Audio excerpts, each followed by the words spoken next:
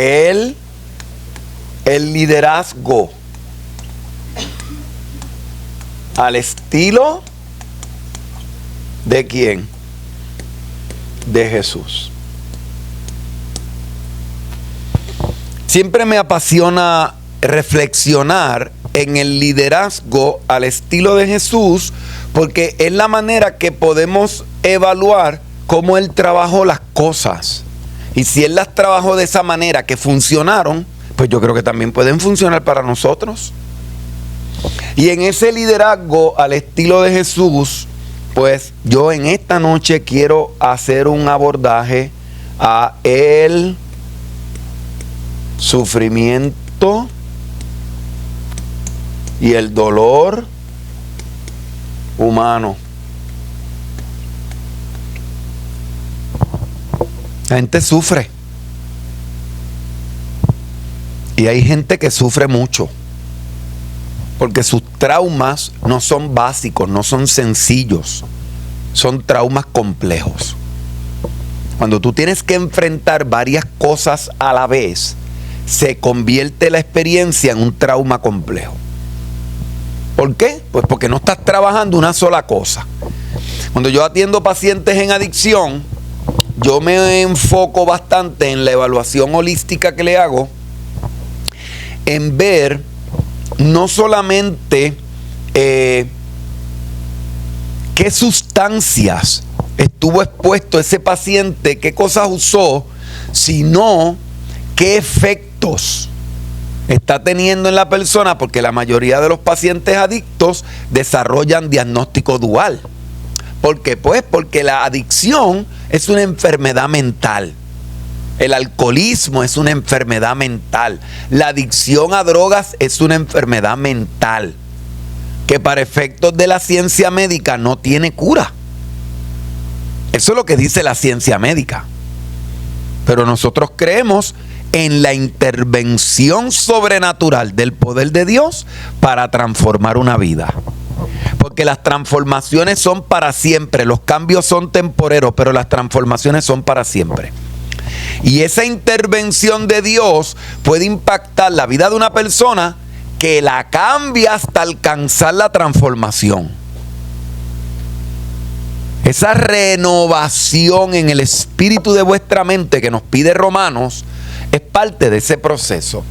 Hay que renovar nuestra manera de ver las cosas, de percibirlas, de entenderlas. Y darle lo que dice Víctor Frankl, que me encanta este teórico. Víctor Frankl, un judío, neurólogo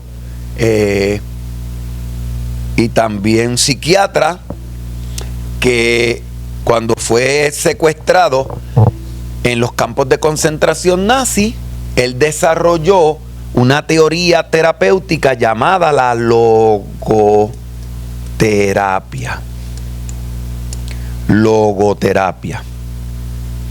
Y la logoterapia que él desarrolló es que él entendió que el ser humano tiene un propósito en la vida que le da sentido. Un propósito en la vida que te da sentido. Si tú no logras alcanzar, comprender, entender, asimilar ese propósito de vida, no vas a tener sentido. El sentido que tú le das a la vida tiene que estar incluido el propósito. Y el proceso es lo que te va a llevar al propósito. Pero el proceso es un proceso de enseñanza y aprendizaje. ¿Qué Dios determinó en tu caminar hacia el cielo que tenías que ir viviendo para descubrir tu propósito de vida y el sentido que le debes dar a eso. Hasta que no logras comprender esto, vives como un deambulante espiritual, sin saber para dónde vas. ¿Qué es lo que Dios quiere en tu vida?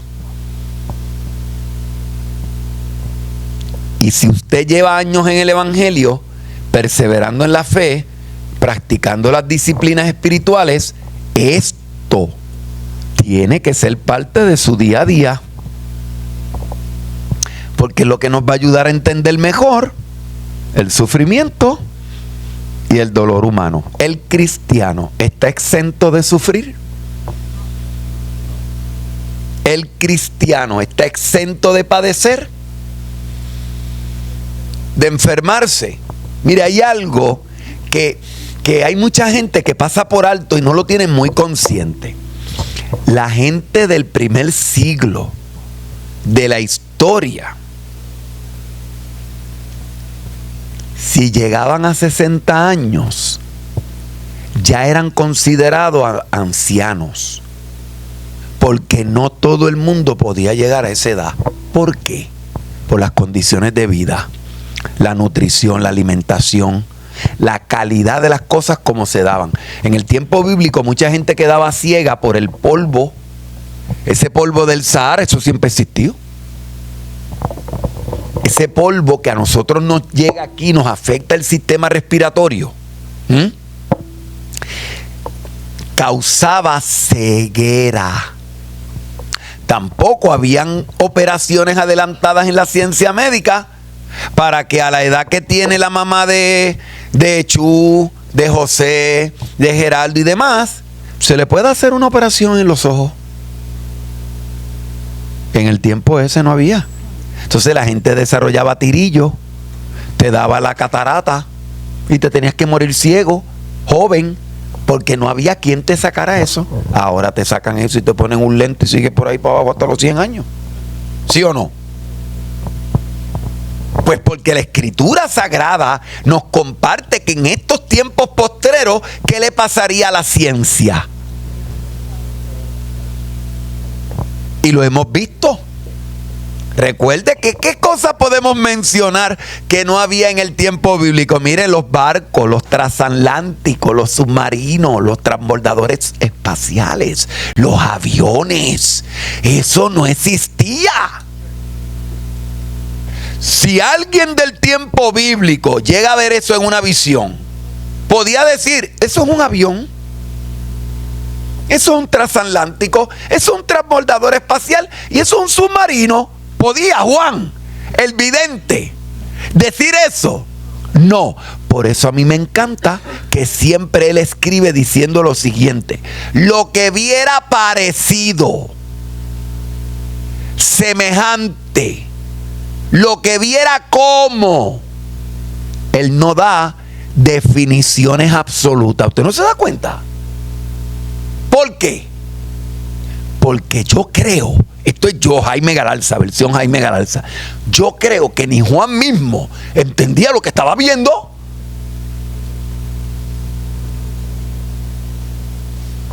Pero él escribía de acuerdo a su ¿qué? Conocimiento y entendimiento. Y aquí es que viene la parte bien buena. La vida cristiana hay que vivirla de la misma manera, con entendimiento, con conocimiento de causa. Y eso usted no lo puede descubrir a menos que no se meta.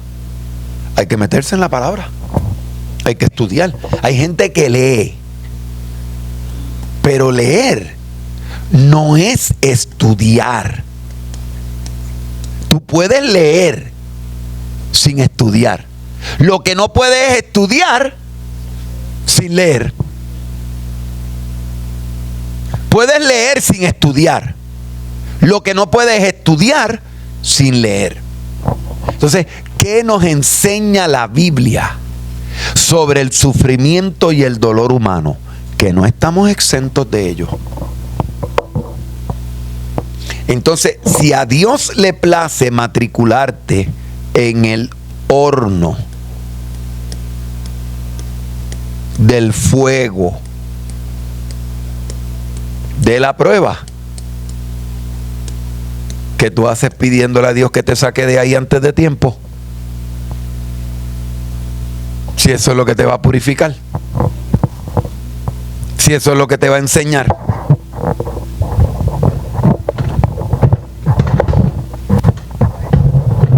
Siempre se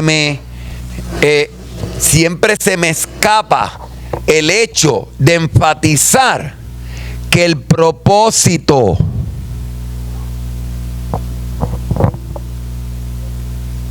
de vida lo vas a alcanzar cuando descubras el proceso. Es el proceso lo que te lleva al propósito. No hay propósito sin proceso. ¿Y cómo se llama el proceso? Es de enseñanza y aprendizaje. Entonces, ¿qué Dios quería que tú aprendieras en medio del horno del fuego de la prueba? ¿Qué Dios quería? Y esa es la gran pregunta que nos tenemos que hacer todos. ¿Qué Dios quería que yo aprendiera con esto?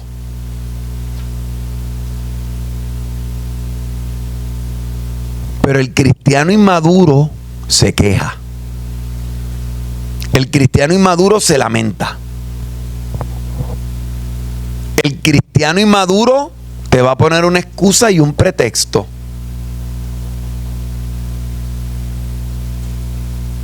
Porque no lo va a poder entender.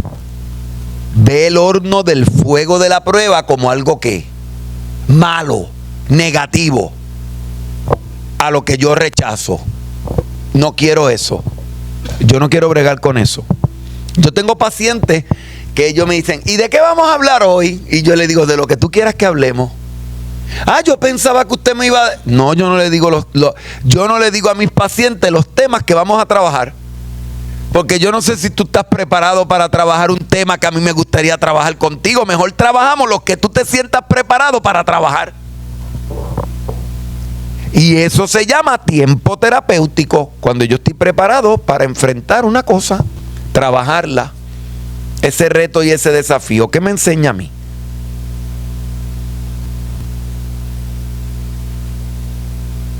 Geraldo, cuando tú estás reparando los equipos, cuando tú estás reparando la maquinaria y te das cuenta que no puedes hacer lo que se supone que tú sabes que tienes que hacer, esto es lo que hay que hacer. Ya diagnostiqué, esto es lo que hay que hacer, pero tratas de hacerlo y no te sale, no lo logras.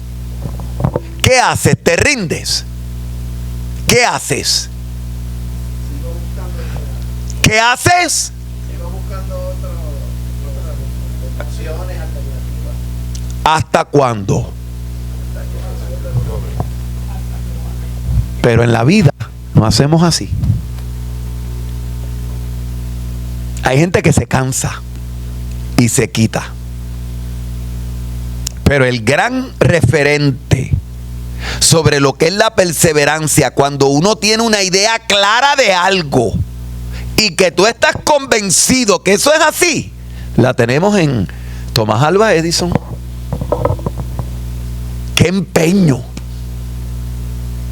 de que él podía hacer la fórmula que le diera el filamento, la conducción eléctrica correcta para que ese bulbo de cristal prendiera. Qué empeño. Y no le salió a la primera. Y no le salió después de 100 veces. Ni de 200 veces, ni de 300 veces, y de 400 veces, Ares. Siguió y siguió y con paciencia, en un cuaderno, iba escribiendo las fórmulas que no le salían. Cada vez que aquello hacía, entraba la electricidad y hacía, él decía, esta no es. Entonces decía, 1900 veces. intentó crear lo que tu hija está acostumbrada a vivir desde que nació, llamado bombilla. ¿Tú sabes que a ella le preocupa cómo fue que lo inventaron? ¿Tú te crees que a estos nietos del pastor le importa? A ellos lo que le importa es hacerle así que eso prenda. Y si no prende, dicen, no prende. Mira, no prende. Porque yo recuerdo, ¿qué edad tiene el otro nieto tuyo? Ares tiene ya 14 Ares, ¿cumpliste? Ares. ¿Y el otro? 12. El otro tiene 12. Y yo me acuerdo, 9 años, 10 años en mi casa, estábamos viendo televisión en blanco y negro, Héctor. Y de momento se hacía. Se iba. Y venía mi papá. Un tubo. Eran unos tubos. Y él. Ya dejaban hasta la caja. La cosa esa. Porque tú sabes que cada vez que se explotaba una cosa de esa había que abrir eso. Ya más que la ponían. ¿Verdad que sí? Y cuando sacaban eso, le decía, es este. Lo sacaba. Y ponía uno nuevo. Y volvía el televisor. ¡Fua! Y la caja de fusible. Tú de momento se te iba la luz. Eso hacía. Él venía, ¿verdad? Que eran así. Le daba vuelta y le ponía otro. Ahora no. Ahora es caja de breakers. Pero antes eran fusibles. ¿Por qué hago referencia a esto? Porque ¿qué le va a importar a ella? ¿Qué le va a importar a estos muchachos? Pero él no se cansó. Él se le metió eso en la cabeza, Carmen, y hasta que no lo logró, no lo dejó en paz. Y a la 1901 es que la bombilla no explotó. O sea, igualito que nosotros. Héctor, que empezamos algo y si no nos sale, seguimos. Ahora, vamos al estilo de liderazgo. Se me apagó esto. ¿Se apaga o qué? ¿Cómo es la cosa?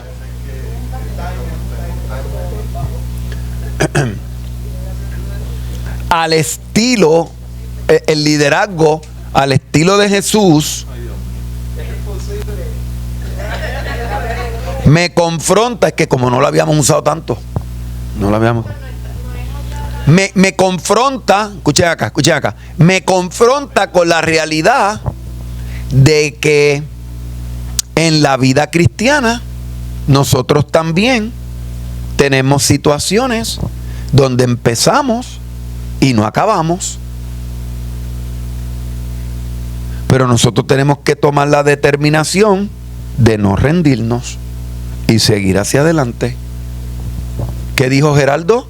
Hasta encontrar la qué, la forma, la manera.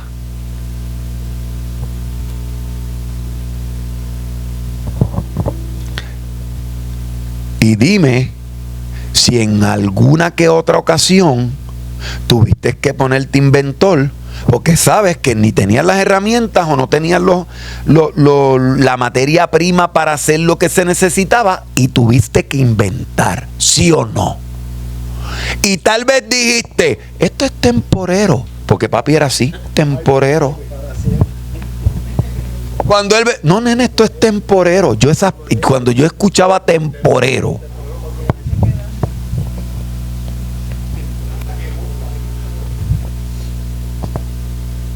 me sigue, me hago entender, ¿verdad? Con lo que te estoy diciendo. Entonces, ¿se bojó todo? Pastor, ¿se bojó todo? Entonces, ese liderazgo al estilo de Jesús es lo que nos confronta para que nosotros podamos comprender que el horno del fuego de la prueba no puede apagar en mí mi perseverancia. El horno del fuego de la prueba no puede apagar en mí mi perseverancia. Mi perseverancia es innegociable. Porque si Jesús, según la carta a los Hebreos, dice que él aprendió la obediencia por medio del sufrimiento, ¿qué se puede esperar de nosotros? Si el Hijo de Dios aprendió a obedecer en el sufrimiento,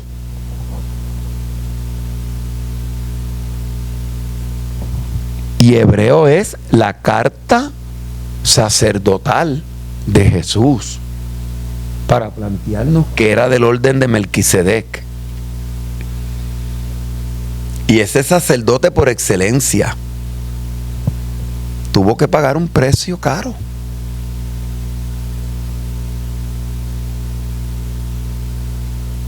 Y cuando a veces en mi calendario, escúchate esto, porque ya hice mi calendario hasta diciembre, sin decirlo en voz alta, porque después viene Charon rápido a estar orando lo que no tiene que estar orando hoy.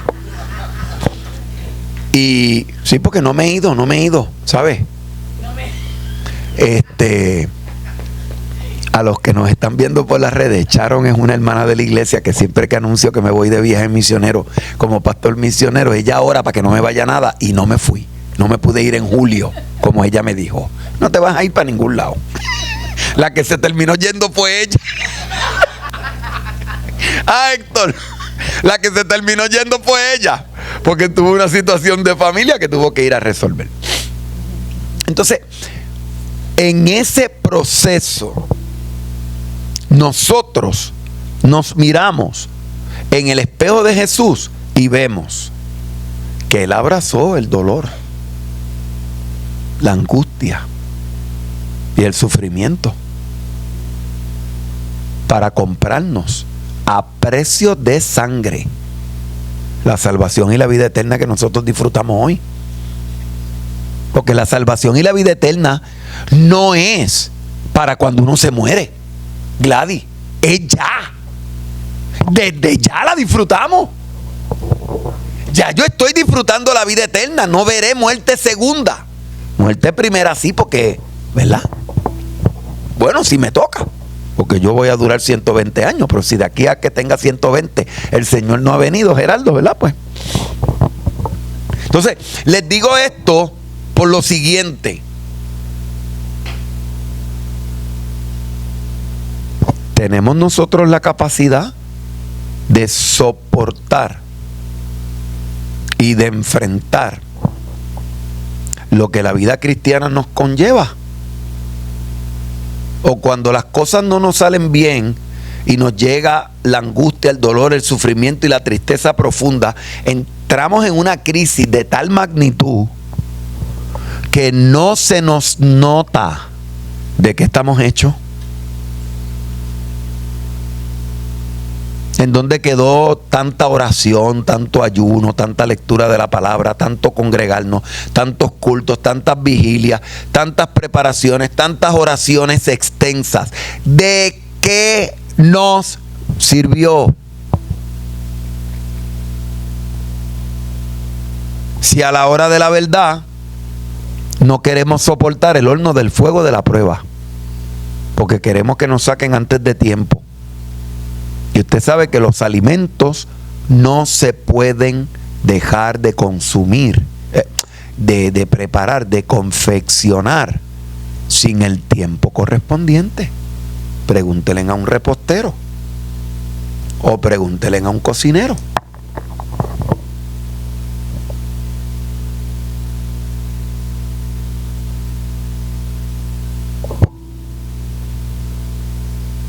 Creo que Eclesiastés es quien nos comparte la sabiduría de que el fin del negocio es mejor que el principio.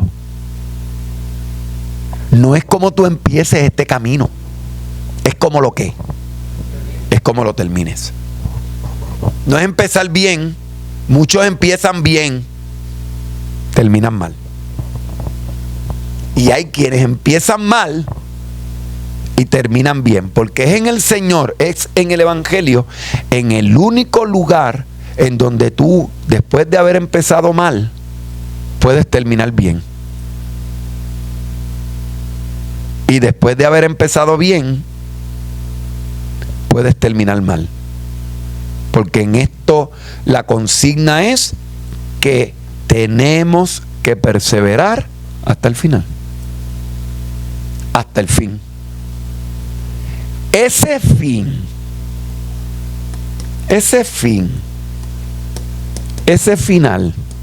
es el mismo en toda persona.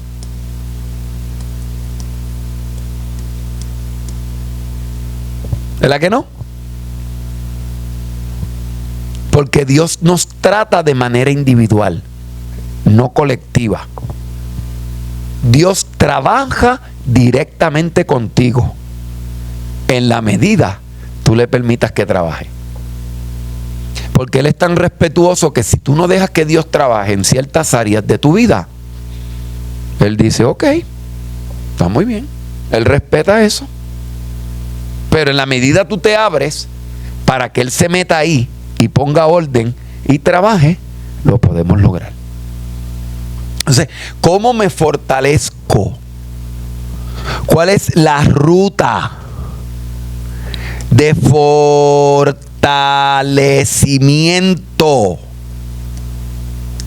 espiritual que yo voy a adoptar en medio de mi angustia, dolor, sufrimiento y tristeza profunda?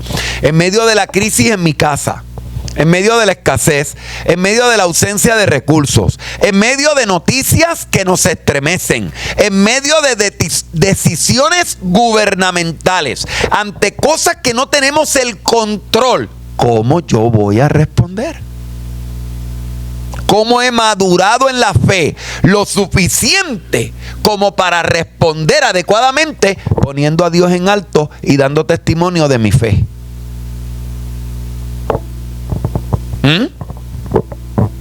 Sin pasar por alto y olvidar que el sufrimiento y el dolor humano es propio de cada persona.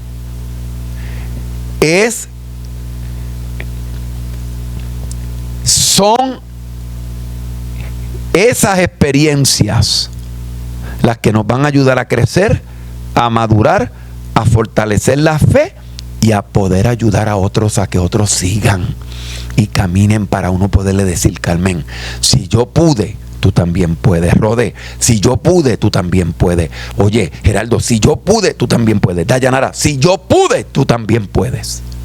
En el momento hay cosas que uno no entiende y no las puede procesar ni manejar, pero la gran pregunta es, ¿qué Dios quiere que yo aprenda de esto, Lourdes? ¿Qué Dios me quiere enseñar? ¿En qué área yo todavía no he madurado ni me he fortalecido que Dios me está permitiendo caminar por ahí para lograrlo?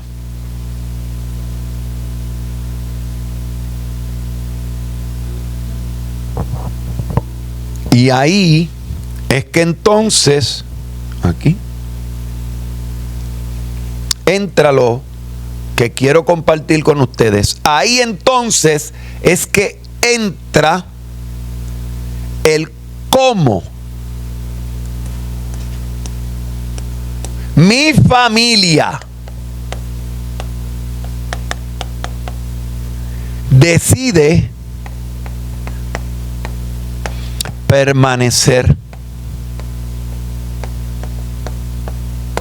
Tu familia decide permanecer unida. Tu familia decide permanecer a la vanguardia.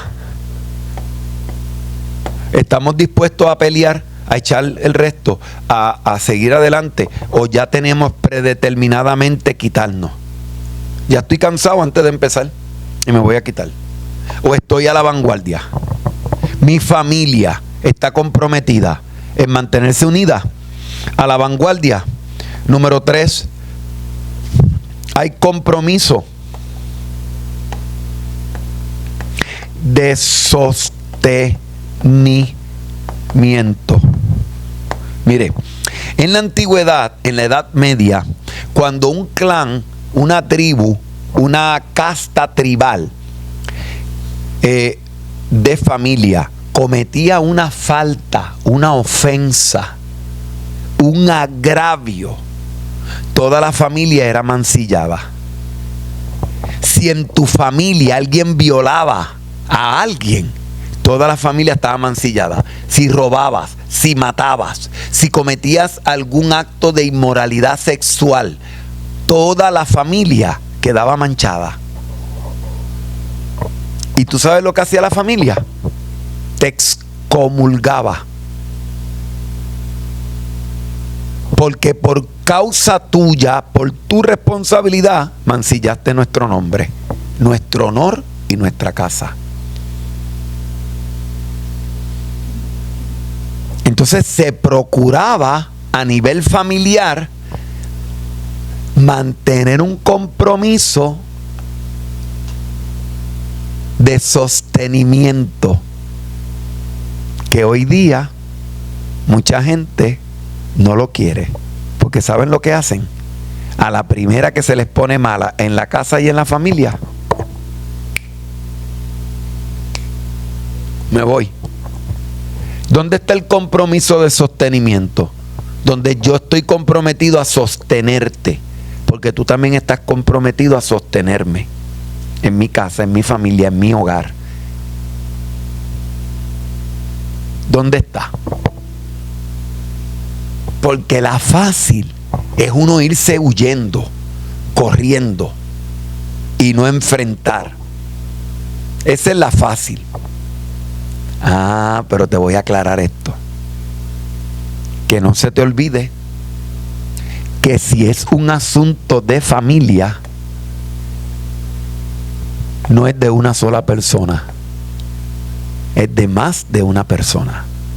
¿Dónde están los demás miembros de la familia con su compromiso de sostenimiento? ¿Lo hay? Hay. ¿Miembros de la familia con compromiso de sostenimiento o no los hay? ¿O todo el mundo quiere irse? ¿Todo el mundo quiere huir? ¿Todo el mundo no quiere enfrentar? ¿Todo el mundo no quiere trabajar para resolver? Porque si después que uno tiene este tipo de diálogo, tú descubres que la otra persona te dice sí, pero de aquí no. O te dice no, pero de aquí sí. No vamos a llegar a ningún lado. Porque en asuntos de familia no es de una sola persona, es de más de uno. ¿En dónde estamos todos tocando aquí? Tenemos que tocar al mismo ritmo, porque somos familia. Es bien triste que hoy día las familias funcionan como si ese lugar fuera un hotel y cada quien come a la hora que quiera. No se sientan a la mesa, no comparten actividades juntos, no se distribuyen tareas, deberes, responsabilidades que le toca a toda la familia. O sea, es importante que uno le enseñe a Esther, que uno le enseñe a Ares, que uno le enseñe al otro nieto del pastor, que ellos también tienen que ayudar a acomodar la compra, porque ellos comen de ahí. Y ellos también deben limpiar el baño, porque ellos lo usan. Porque también hay que botar la basura, porque también hay que recoger el patio, porque también hay que recoger el cuarto, porque también hay que atender las mascotas. Queremos mascotas, pero no queremos atenderlas. Y después quienes menos tienen la mascota son los que terminan atendiendo la mascota. Ya yo tengo casi un zoológico en casa porque ya hay 3. Yo no quería pejos y ya hay 3. Y no pueden seguir trayendo más gente aquí, le dije. Ya no pueden seguir trayendo más visitantes. Y ellos hacen. Como que, yo no sé qué es de lo que tú estás hablando. Y uno se pone a hablar con ellos como si ellos entendieran a uno, ¿verdad? Pero, mira, ya no pueden. En el balcón los 3. Entonces, el teléfono, la cámara, y la cámara del balcón, y la cámara. Y yo, ¿pero qué pasa aquí? Cuando yo veo, si es que estos pejos ahora duermen los 3 ahí. Y sale uno, entra el otro. Pues cada vez que hay un movimiento de eso, la cámara me manda un aviso. Como hay tanto calor, pues buscan como lo frío, la loseta del piso y esas cosas. Pero les comparto esto Porque la iglesia también es una familia. ¿Cómo nosotros decidimos aquí, a nivel de iglesia, permanecer unidos a la vanguardia y con un compromiso de sostenimiento? Donde la crisis que tuvo Sharon yo la siento como mía, y la enfermedad que tiene José yo la siento como mía, y la situación en el trabajo que tiene Carmen yo la siento como mía. O sea, como las dinámicas que se dan en la familia de la fe aquí, yo me siento en este nivel de compromiso. Porque si no, esto hay que cejarlo. Esto no es un templo, no es una iglesia, y es un club social. Y nosotros no somos un club social. Nosotros no somos la logia, ni el club de leones, ni el club jotario, ni las domadoras, ni el club de dominó de tiki tiki. No, el cuerpo de Cristo, que es la iglesia. Y el cuerpo de Cristo, que es la iglesia, somos la familia de la fe. Y como familia de la fe, ¿dónde está nuestro nivel de compromiso en estas áreas? ¿Nos podemos mantener unidos a la vanguardia? A la vanguardia significa una actitud vanguardista, es que estoy al día, que estoy con lo último, que tengo que actualizar. Sí, hay cosas de 20, de 30 años atrás que tal vez tú hacías allí que se podían resolver, pero ahora te tienes que actualizar. Entonces vas a Home Depot y descubres que, ay Dios mío, si ahora venden esta cosa nueva, que esto, cuánto uno me ahoja de tiempo, que antes yo tenía que hacerle y hacerle esto y aquello. Ay, si ya eso viene ya hecho, pues tú lo compras hecho y ¿qué? Kitipón y ya. Eso es estar a la vanguardia, Geraldo, poniéndose uno al día. Ustedes saben que al principio, cuando yo hablaba con su pastor, yo le decía, muchacho, ¿tú sabes cuánta gente quisieran tener templos, sillas, aire, todo ya, altar decorado, para empezar? Y ustedes tienen todo. Dios se ha encargado de traer la gente. La gente que ha entendido que esta es mi familia. Porque es mi familia de la fe. Entonces, mi familia de la fe, también comprometida en estas áreas, me puede ayudar en mi compromiso de sostenimiento. Porque lo que les quiero decir es que a la primera que tengamos una situación, a la primera que tengamos un conflicto, a la primera que tengamos un reto y un desafío, no nos podemos ir huyendo, tenemos que enfrentarlo. Ahora, si una vez agotados los recursos, agotadas las experiencias, agotado todas las formas y maneras de tratar de resolver eso, no se puede, pues no se puede, porque no depende de uno, es de dos. ¿Y usted sabe cuánta gente yo atiendo en psicoterapia? Esposos que acompañan a las esposas en procesos terapéuticos para hacerle creer a ellas que ellos están buscando ayuda. Y nada que ver. No quieren cambiar. No quieren someterse, no quieren aprovechar el proceso terapéutico. Es hacerle creer a la otra parte que ¿qué?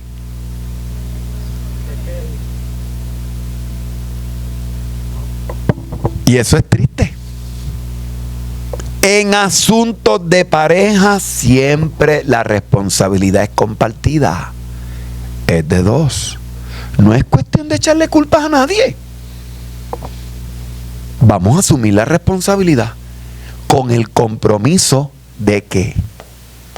De sostenernos. ¿Tú sabes lo que significa tener compromiso de sostenimiento?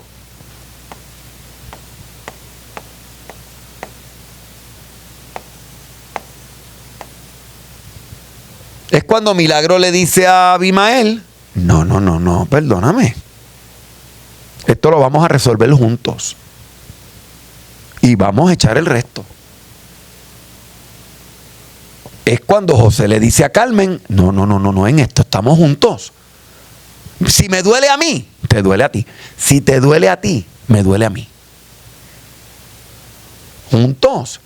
Reina con su esposo, Sharon con Héctor, Geraldo con su esposa. O sea, lo que les quiero decir es que ese compromiso de sostenimiento es que no voy a salir cogiendo a la primera que tenga situaciones. No, me voy a quedar. Pero les dije, me voy a quedar hasta agotar ¿qué? Los recursos que me corresponden. Cosa de que si al final la cosa se determina de otra manera, yo me pueda sentir ¿qué? Eso. Mi nivel de satisfacción sea pleno. No, yo hice la parte que me tocaba. Pero,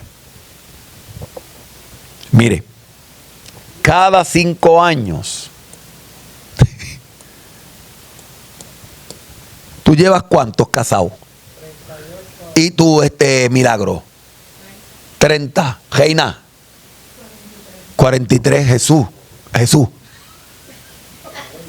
40. Geraldo. Recuérdale, Gladys, recuérdale. 42, ¿sabes? No te quites esos 2. Geraldo. 26. Ustedes. 30. Rodé, tú llevas allá con 17. Lourdes, ¿ya tú llevas cuánto? 5. Ay, mira que yo te puse el 5. Mira, agájate Tolentina, deja que te diga lo de los 5 ya mismo. Te voy a decir lo de los 5. Cada 5 años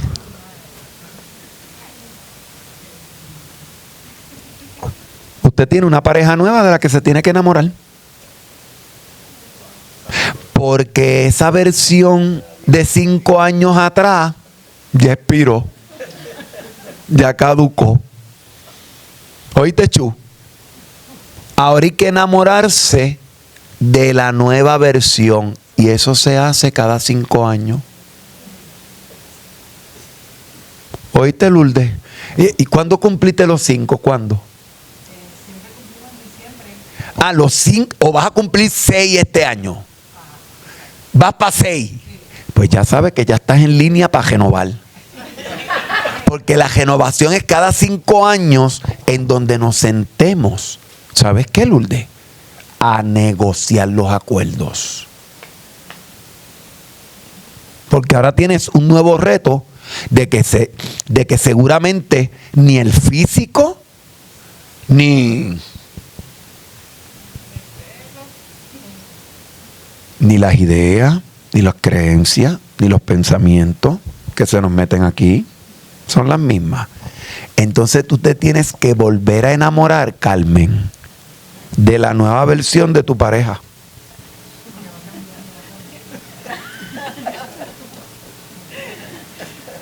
Mira que la de José ha cambiado. ¿Sí? Y les digo esto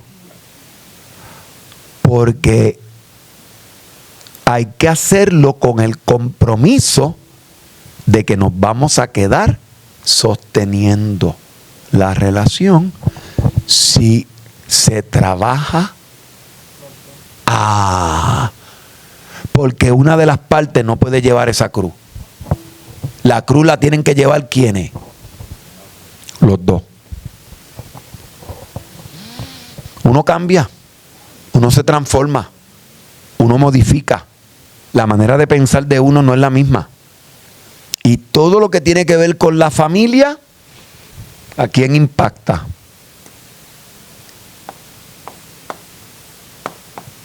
¿Y por qué impacta a la iglesia? Porque somos la familia de la fe. ¿Me hago entender con eso?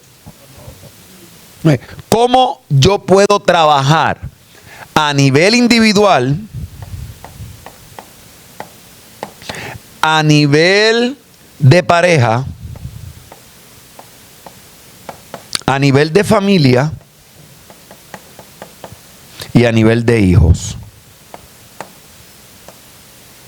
Estas 4 áreas: la individual, la de pareja, la familiar y la que tiene que ver con los hijos. Claro, que cuando hablamos de familia, ¿verdad? Pues tiene que ver con todo lo que corresponde a esa relación familiar. Pero es bien importante que nosotros no olvidemos a nuestros hijos en esta ecuación, por lo que voy a explicar ahora. ¿Alguien tiene alguna pregunta, duda o comentario de lo que hemos dicho hasta aquí? Preguntas, dudas o comentarios. No todos a la vez, por favor. Puede comentar.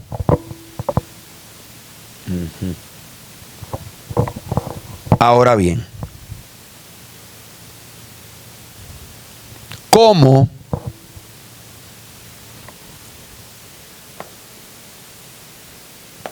todos los factores externos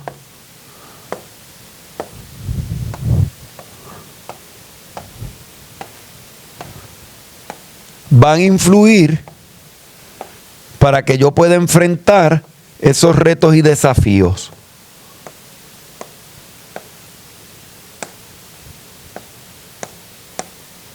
Alguna gente piensa que por el hecho de que estamos en el Señor, somos cristianos, oramos, amamos a Dios y nos congregamos, todo va a estar perfecto. Cuando no es así. Porque todos nosotros tenemos en esta parte de aquí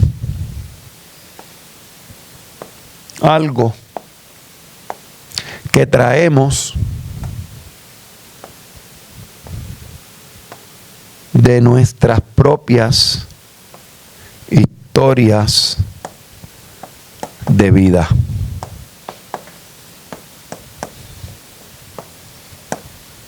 ¿Qué de la historia de tu vida pudiera estar de alguna manera activa influenciándote en la versión tuya de hoy? ¿Qué cosas arrastramos desde acá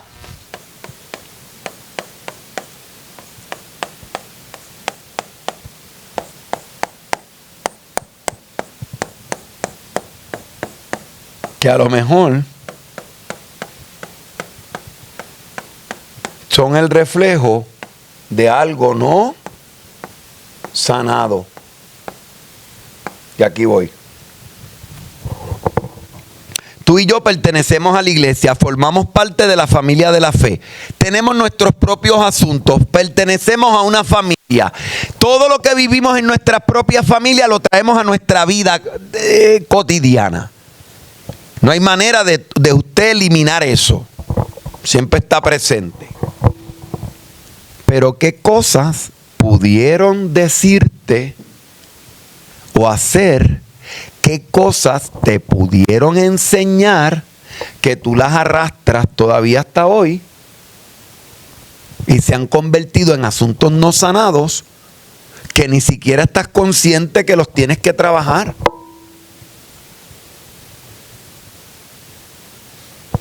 Y que pudieran estar vivitos y coleando en lo que nosotros hacemos hoy día. Porque se sigue manifestando, se sigue repitiendo. ¿Verdad? Entonces, aquí es donde entran los nuevos entendimientos de la neurociencia espiritual, la psicoespiritualidad, la teoterapia, que nos enseñan que nuestra vida es semejante, es comparada a un árbol que echa sus raíces, tiene su tronco, tiene sus qué, tiene sus ramas, tiene sus hojas. Yo nunca fui muy pintor que se diga, ¿verdad? Y da su fruto. Este árbol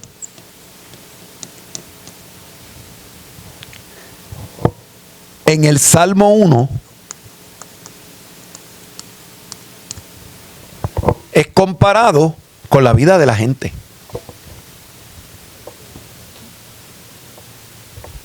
¿Qué plantea el Salmo 1? Que somos árboles plantados junto a corrientes de ¿qué? Que da su fruto ¿cuándo? Y su hoja, ok, ok, no cae. No perdamos de perspectiva que es el mensaje que el Señor nos quiere dar a través de ese pasaje por lo siguiente. Hay una estación del año que Dios creó para que las hojas se caigan.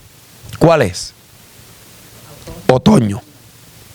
¿Cuál es la estación del año que Dios creó para que los árboles se vistan y echen flores?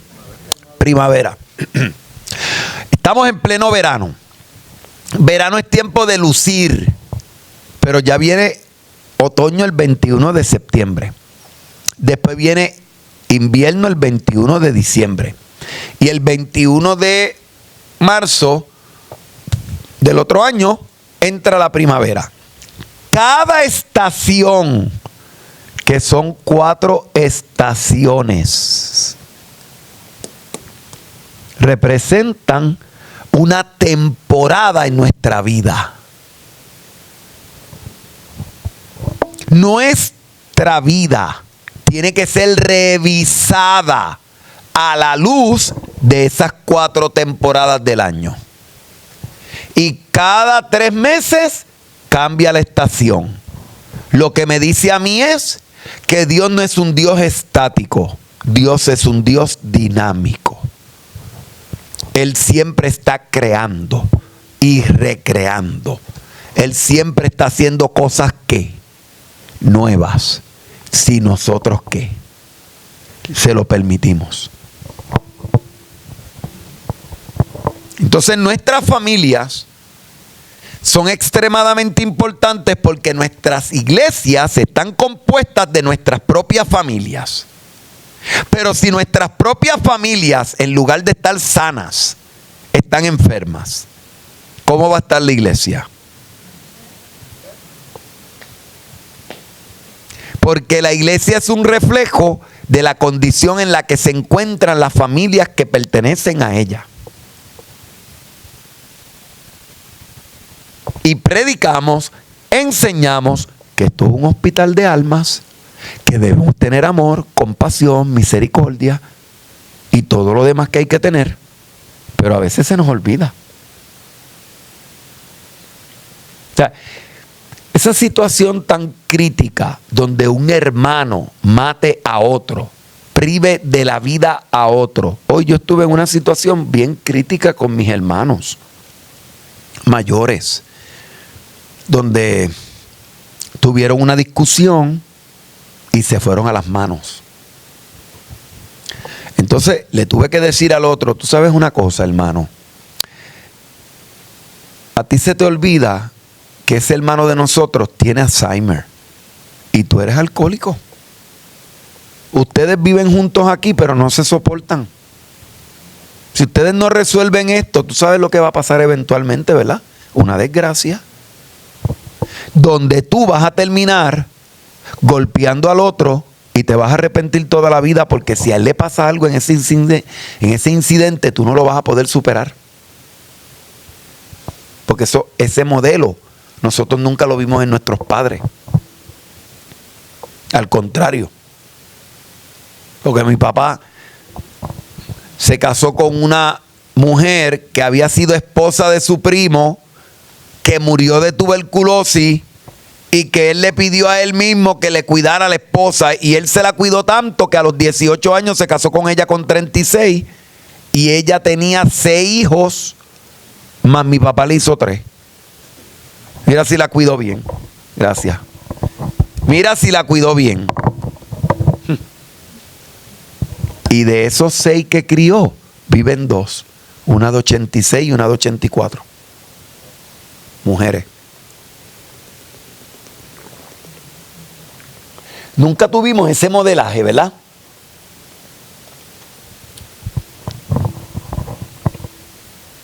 Pues les tuve que hablar fuerte, pero no se me puede olvidar que son pacientes. Uno tiene Alzheimer y el otro es alcohólico.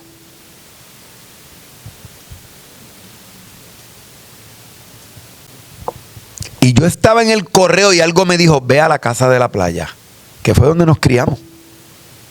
Y yo dije, pues mira, voy a llevarle las cartas de una vez. Y él se había creído que el otro me había llamado, porque ese incidente ocurrió 15 minutos antes de que yo llegara.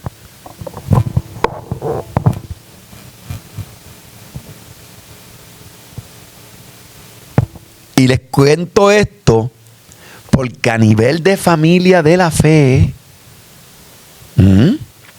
a nivel de familia de la fe, hay cosas que a veces se dan en las iglesias muy tristes y lamentables, donde no se supera el asunto y se termina en otras dinámicas.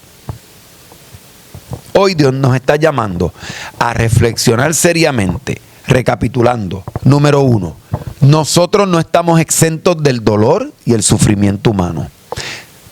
2, somos parte de una familia. 3, la iglesia se compone de mi familia. Por lo tanto, la dinámica que yo trabaje las cosas a mi nivel de familiar, las voy siempre a traer ¿a dónde? Acá. ¿Y dónde está el compromiso de unidad? De vivir a la vanguardia y con el compromiso de sostenimiento. Como iglesia y como personas que somos parte de una familia. ¿Eso significa que yo voy a justificar lo injustificable? No. ¿Que yo voy a defender lo indefendible? No. Lo que quiere decir es, vamos a reconocer lo que tenemos que trabajar y vamos a trabajarlo juntos. Vamos a echar para adelante. Vamos a echar el resto. Dios es Dios de acompañamiento y de solidaridad. Por eso yo me gozo cuando leo en el Salmo 23, tu vara y tu cayado me infundirán aliento. Aunque ande en valle de sombra de muerte, no temeré mal alguno. Si esto está saliendo ante tu consideración es porque Dios está hablándote. Dios está tratando contigo.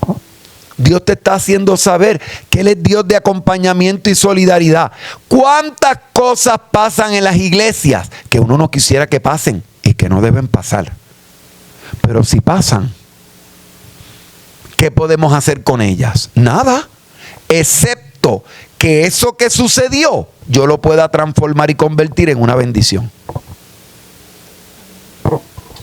Hay cosas que son muy lamentables que ocurren en las iglesias. Pero aún en esas cosas lamentables que ocurren, Dios está queriendo enseñarnos algo.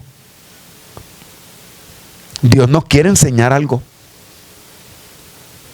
Pero la madurez que tenemos es como para lograrlo. Mire, una de las cosas que yo he tenido que aprender en los últimos años es la diferencia entre el voto por mayoría simple y el consenso.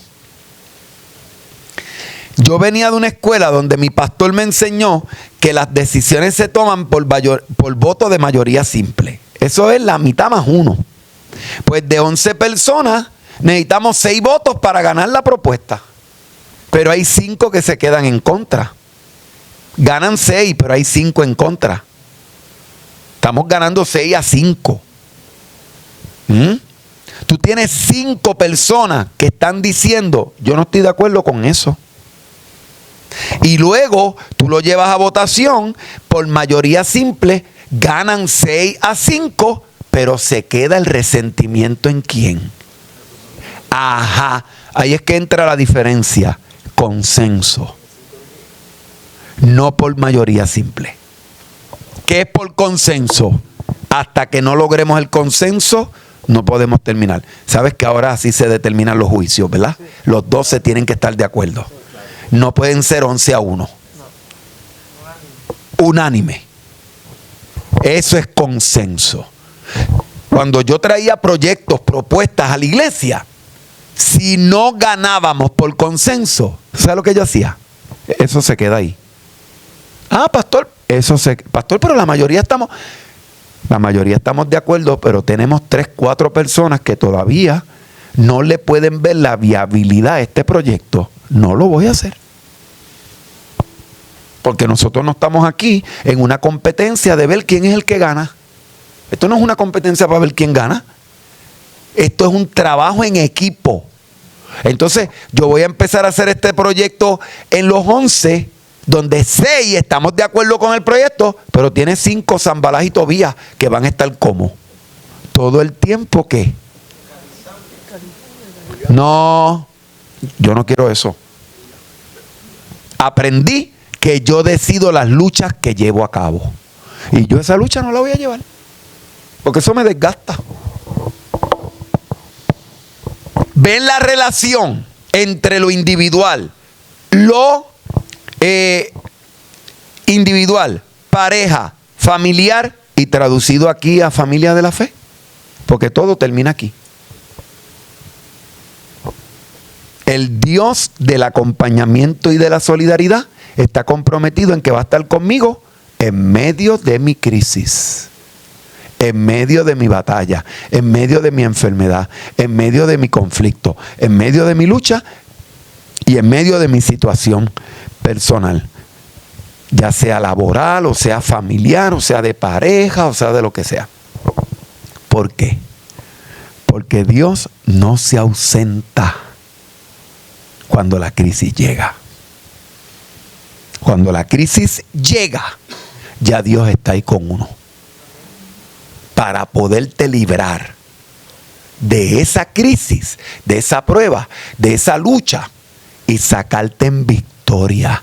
Porque salga la decisión que salga, esa es la victoria que Dios te quiso dar. No como el mundo la ve, no como el mundo la da. Tenemos que aprender también esa parte, que en el Señor perdiendo se gana. Que en el Señor siempre ganamos, porque nosotros somos más que vencedores. Si en esta noche, viéndolo de día, de tarde, de madrugada, como sea, has tenido preguntas, inquietudes, le has preguntado al Señor cosas, hoy Dios te ha contestado. ¿Por qué pasan cosas en las iglesias? ¿Por qué hay conflictos? ¿Por qué hay luchas? ¿Por qué hay discrepancia? Así somos. El ser humano es así.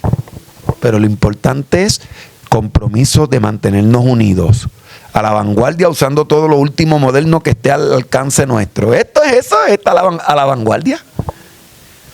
Con un compromiso de sostenimiento mutuo. Estamos juntos hasta el final. El apóstol usa una imagen donde él hace referencia diciendo: miserable hombre de mí, ¿quién me librará de este cuerpo de muerte?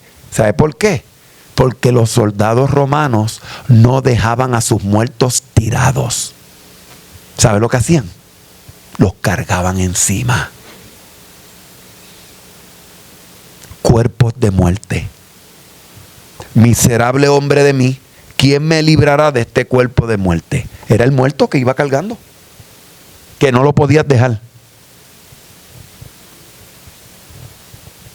Y él utiliza esa imagen para decir: a veces nosotros cargamos nuestros propios cuerpos de muerte, porque nosotros, en vez de procurar vida, ¿qué procuramos? Muerte y destrucción. No, yo me libro de ese cuerpo de muerte. Yo quiero vida, y vida en abundancia. Pero esto lo aprendemos juntos en el día a día. Amén que sí o amén que no. Señor, hemos compartido esta enseñanza pidiéndote, Dios mío, que nos ayudes a reflexionar profundamente como iglesia, como familia, en lo individual, pero también comunitario. Brisas del Caribe es una comunidad que necesita la intervención tuya. Oramos, clamando para que tú te hagas presente. También, Señor, te pedimos por cada familia aquí representada, los que vinieron y los que no, los que están y los que no. Y que tú nos ayudes, Señor, a hacer tu voluntad, porque ciertamente tú eres bueno y para siempre es tu misericordia. Bendigo, Señor, la vida de cada persona en esta noche que representa un hogar, que representa una casa, que representa una familia.